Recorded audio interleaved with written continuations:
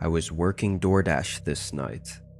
It was pretty late, like 12 or 1 a.m. I was used to staying up, so doing these late night deliveries was kind of normal for me. This night was slow.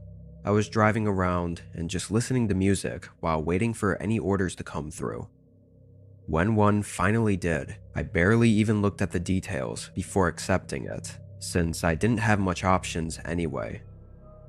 I drove up to the 24/7 McDonald's and picked up their order, then had the app set me on course for the drop-off location. It was 15 minutes from me. The whole drive was quiet. The roads were still, and I didn't really have any thoughts. I was just going through the motions. When I was a minute from arriving, it had me turn into I don't know what to call it. I guess it was a business area, but it didn't look like a regular one. Usually these places with a bunch of business buildings were nice, like well landscaped and taken care of, but this place wasn't. Most of the buildings looked old and unused, and the grass and bushes around them were overgrown and untrimmed. It was strange. The map had me turn into a parking lot where a small office building was. It looked like it was only one story and was just as old and out of shape as the other places. I had done deliveries to office buildings before, or people at work, so this was nothing out of the ordinary, really. It was just the strange nature of this area that had me put off. The map had me pull into what looked like the back of the building, though it was kind of hard to tell. I looked at the directions to see if maybe there was more info, but then a message popped up from the customer. They said they saw me pull in and to bring it up to the gray metal door on my side of the building. I said alright and pulled up next to the building, then got out with the bag. As I walked up to it, I could tell this was definitely the back of the office. There was no main door, it was just a bunch of random doors, like a fire exit door and a bunch of back access doors. I found the one they were talking about though. It was a gray metal door with no windows or markings or anything. As I approached it, my phone got another message. He just said to bring it right inside for him. I kinda just shrugged it off and did as he said, not thinking too hard about it. I opened the door and stepped in. It was a hallway, but the main lights weren't on. It was just what I guess were the low energy lights. Small, dim light bulbs spread out down the hallway. Honestly, I was expecting some sort of room, or like a counter or something, that would be an obvious place for me to put the food. Was I supposed to just walk further into the building, or was he gonna meet me here? I pulled my phone back out to text him when I heard a click behind me. I turned and looked at the door. I pulled on the handle, but it was stuck. Someone just locked me in. All the blood rushed from my face. What did I just get myself into? I dropped the bag and tried harder to open the door, but it didn't budge at all. My only option was to go further down the hallway and hope I could find another way out before whoever was out there finds their way to me. Just as I started making my way down the hallway, I heard a door open and close from somewhere on the other side of the building. I hurried, running to the end and finding another door.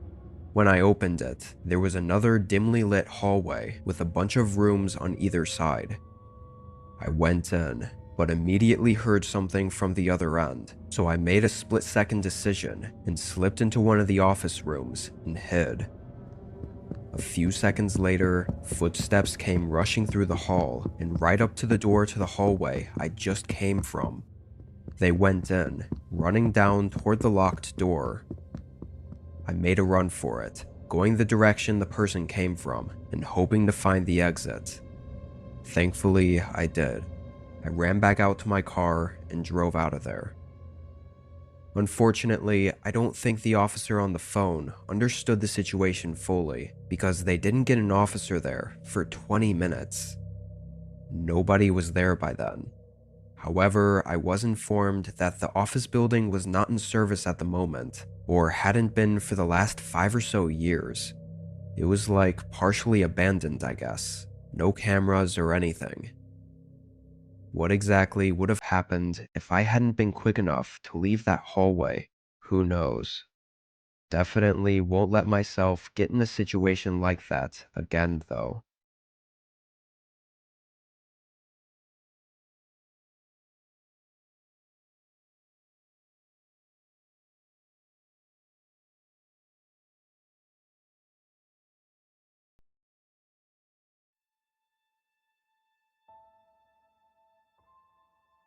I used to work for Domino's.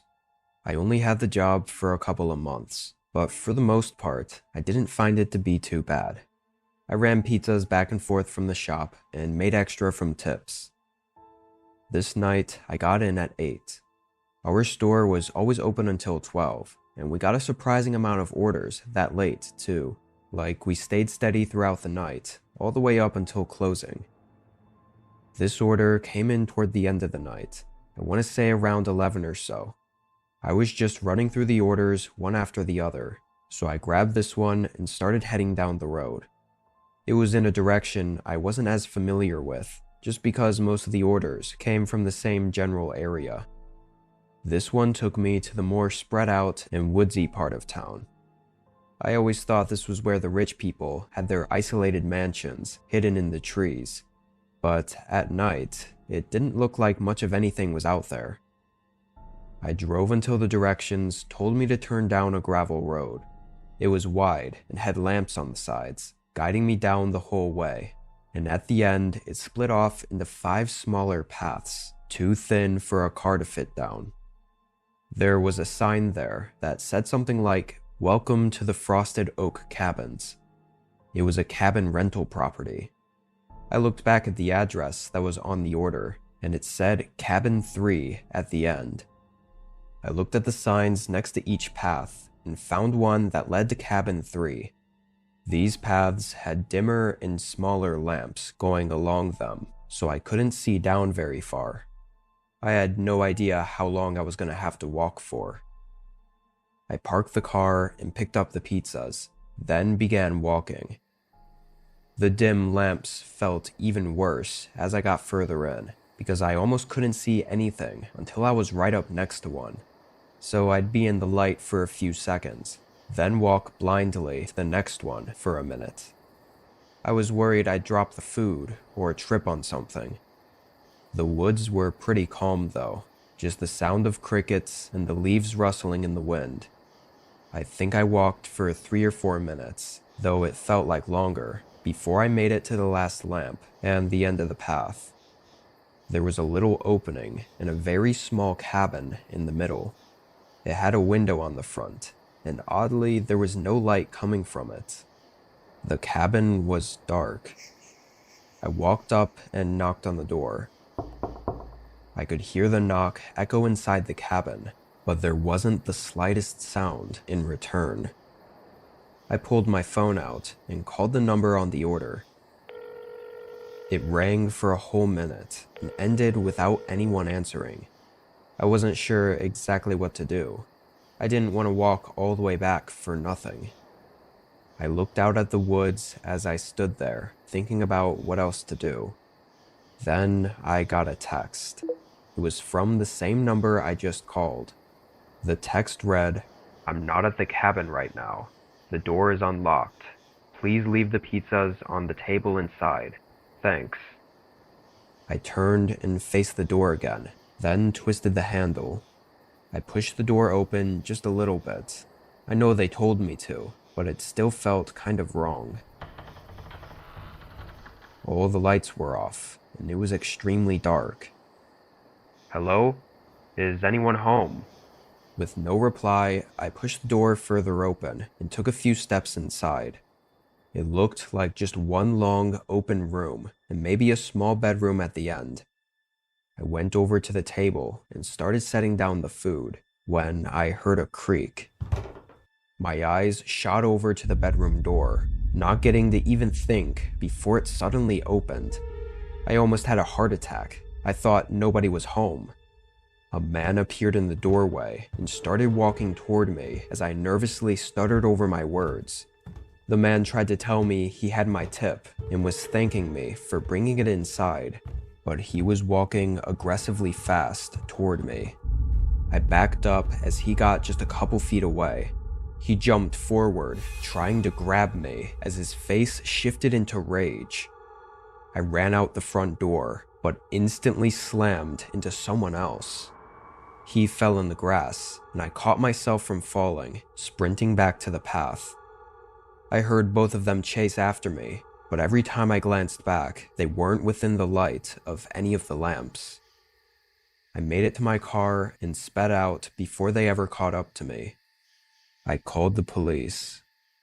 Both men were gone, of course, but I was hoping that with the order, phone number, and cabin rental, they'd easily be able to identify them. However, they couldn't. They broke into the unrented cabin, used a fake phone number, and paid online with a Visa gift card. There was nothing to identify them with. Thinking back on what happened is almost more terrifying. Obviously, it was their plan to get me out there and into the cabin so they could trap me inside. But the other guy came out of nowhere. Was he out there in the woods, watching me the whole time, waiting for me to go in? Had he been just a moment faster, they would have succeeded, and I don't know what they would have done.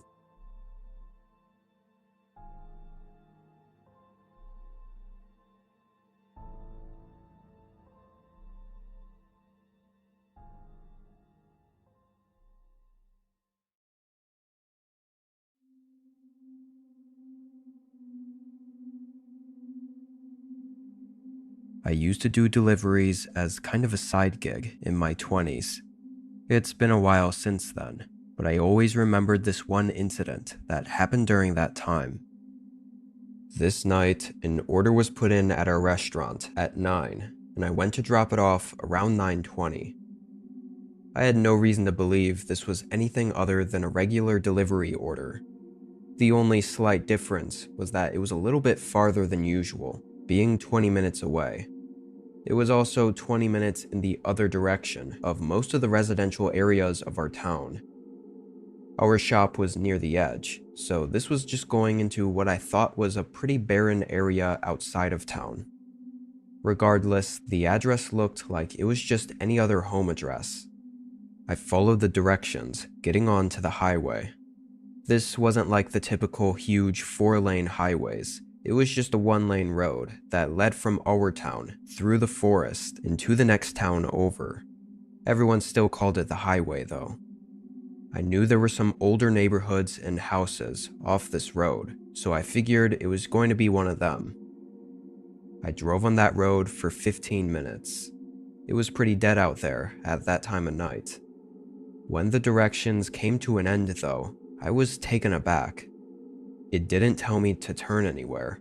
It just stopped at a seemingly random point in the road and said my destination was on the right. I pulled off to the side, at least to just figure out what was going on. I tried searching up the address on Google Maps and then on Apple Maps, and both of them led to exactly where I was on the road. I thought maybe I was missing something. I rolled down the window and looked out at the side of the road, but all I saw were trees. It looked like a forest and nothing else. No dirt driveways or lights or anything. I decided to just call the customer and ask where the hell his house was, or if there even was a house, because honestly, part of me was thinking this was some kind of joke. The phone rang, and I put it up to my ear as I continued looking out at the forest. Only a second later, a light suddenly glowed from out in the trees. It wasn't bright, but still noticeable in the pitch-black woods. It went out after a moment though, and before I could think about it too much, a voice came through the phone asking who was calling. "Hey, I got this order here, but I think we have the wrong address." He asked me where I was, and I described the area to him. Oddly, his response was that it sounded like I was in the right place. He said there was a small driveway going into the woods. I told him I didn't see it, but he said it was hard to find and that I might have to get out to look for it. I sighed and said alright, then got out and walked to the other side of my car. I started asking which direction I should look, but he suddenly hung up on me. I thought that was pretty weird, but it was even more strange when I looked up and saw that glowing light in the forest again. It shut off after only a second. What the hell? That had to be the guy I was just talking to on the phone. Why was he just standing out there and not coming up to the road? And if he was out there, then why wasn't I seeing a driveway going in that direction? I looked back down, and I guess I saw what he was talking about. There was an extremely thin, rugged dirt line going into the woods. I say line because that's basically all it was, definitely not a driveway. It looked like it was scrappily carved with a small shovel or something. There was no way in hell I was going to walk down that and into the forest, especially not with whatever was going on with the guy out there. I set the food on the ground, right on the side of the road. As I did, I started to hear leaves rustling from the bushes out in the forest. I hurried up and got in my car, then bailed out of there. Thankfully, I wasn't dumb enough to listen to the man on the phone and go into the woods. Something was wrong. I could feel it, but I didn't have anything to really prove it. What could have happened that night, I'll never know.